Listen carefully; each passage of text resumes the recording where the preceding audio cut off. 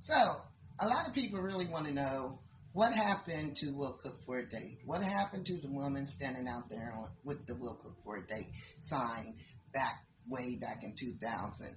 Well, I had to come home. Plain and simple. When I was out in California, yes, I was at the peak of my career. I was doing my comedy. I was on television shows. I was on talk shows, standing out there with the Will Cook for a Date sign. But reality hit me when my kids got lost. And when I mean got lost, I mean I was working and we stayed in a motel environment, which the people who owned the motel would look out for my kids for me while I worked.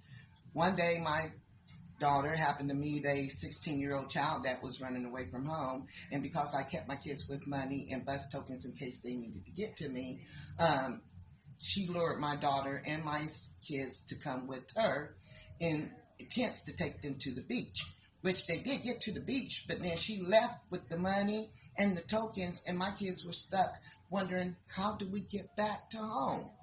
Now, I come home, I don't see my kids, I don't know where my kids are, nobody knows where my kids are. I'm calling everywhere. At first I was scared to call because I'm like, oh my God, I'm going to go to jail, child neglect, everything went to my head. But I had to get out there and get somebody to help me, tell me where my kids was. So I did, I called 911.